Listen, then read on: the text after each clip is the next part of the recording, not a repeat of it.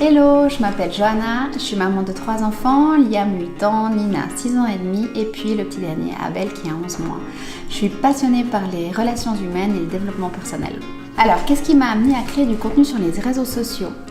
Quand je suis tombée enceinte de mon 3e enfant, j'ai eu envie d'arrêter le job que je faisais et qui ne me plaisait plus depuis longtemps.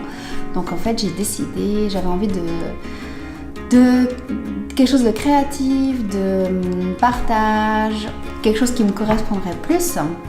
J'avais envie de créativité, de partage, de quelque chose qui m'anime. Donc j'ai décidé de faire quelque chose en relation avec ce que j'aimais, c'est-à-dire les relations humaines, la photo et les enfants. Donc on s'est lancé dans un blog avec mon mari parce que lui, on avait envie aussi de faire quelque chose à deux.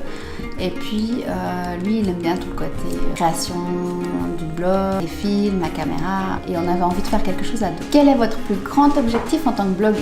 Alors, en fait, ça a été tout doucement. En premier, c'est parti surtout avec les photos. Puis là, en fait, du coup, j'ai envie de pouvoir aussi impacter positivement la vie des autres parce que j'ai remarqué avec les messages qu'on reçoit sur notre compte Insta ou sur le blog, des messages privés, que les gens sont contents, qui nous remercient. Et puis, j'ai envie d'aller plus loin, en fait, parce qu'il y a des messages que j'ai envie de faire passer. Voilà, j'ai envie de participer, du coup, à l'évolution des consciences. Et puis, j'ai aussi envie il y a certains messages qui sont importants pour moi que j'ai envie de faire passer, qui permettront aux parents qui cherchent du soutien, des solutions, d'apprendre aussi la confiance à leurs enfants, parce que je trouve que c'est la base. Je pense que le fait d'apprendre à un enfant à écouter son intuition et à la cultiver et à avoir confiance en lui, c'est quelque chose de super important pour son évolution, pour sa construction et puis pour l'adulte qu'il va devenir. C'est vrai que l'envie première pour le blog, c'était la parentalité en général, sur les enfants, sur nos rôles de parents, sur nos réussites, sur nos galères. C'est un chemin où on apprend tous les jours, où on se remet toujours en question. Et je trouve que c'est beaucoup plus facile quand on n'est pas seul, quand on est une communauté, quand on se sent soutenu, quand on peut apprendre des autres, des expériences de chacun. Et quand on peut partager et découvrir des nouveaux outils qui nous aident à avancer en fait. En tout cas, on est tous uniques, il y a autant de manières d'être parents que de parents, et à chacun de trouver ce qui lui convient le mieux, à lui et à sa famille, dans son propre environnement et avec son propre vécu. Alors, quelles sont les difficultés que j'ai surmontées et comment je les ai surmontées ? Ce qui a été le plus dur pour moi, c'est le regard des autres, en fait, quand on a commencé tout ça. Surtout, en fait, le regard de mes proches ou de ma famille ou de mes amis ou de mes connaissances. J'ai fait d'énormes progrès maintenant par rapport à ça, j'ai fait un énorme travail et j'ai travaillé encore, mais je remarque que je suis encore sur la retenue par rapport à certaines envies que j'ai, certains petits projets qui me trottent derrière la tête, mais on va y venir. Mais les retours positifs de ma communauté, ça me booste et puis ça me motive. Qu'est-ce qui m'a le plus manqué dans mon parcours de blogueuse et de parent ? Alors, en tant que parent, honnêtement, je ne sais pas s'il m'a manqué quelque chose. C'est les difficultés que j'ai traversées qui m'ont amenée où je suis. Donc, voilà, je ne sais pas trop. Peut-être que j'aurais juste aimé savoir à mes débuts qu'il n'y avait pas une seule façon d'être parent, en fait. Qu'il n'y avait pas une seule façon d'élever ses enfants. Et que même dans la parentalité bienveillante, il n'y a pas juste une façon de faire.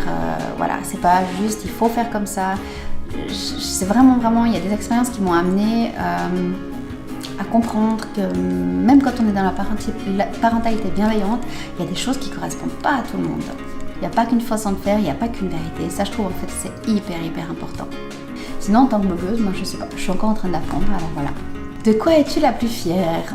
De mes enfants, évidemment, de tout ce que j'ai pu construire avec ma famille, et puis aussi, surtout, de mon évolution, le fait que j'évolue tous les jours. Alors, voilà, je suis fière de ça.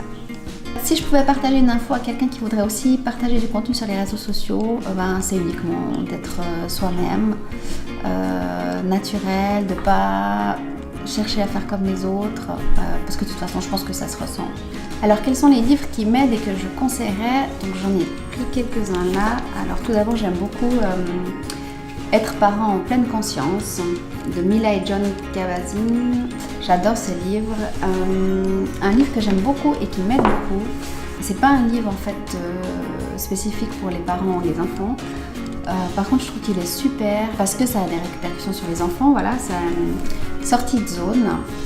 Voilà, si vous avez envie de réaliser vos rêves et puis de sentir quand c'est le moment de changer et d'évoluer, je trouve vraiment super. De Daniel Blouin, sortie de zone. Sinon, j'ai aussi beaucoup aimé pour ceux qui ont des petits bébés ou des problèmes de sommeil, Dormir sans larmes. Et puis, en ce moment, pour mon grand de 8 ans, celui qui m'aide beaucoup, c'est Il me cherche, Isabelle Filiosa, que vous connaissez, j'en suis sûre. Et puis un que j'aime beaucoup, c'est Les joies naturelles de l'enfant. Voilà, je vous dis à bientôt. Bye bye!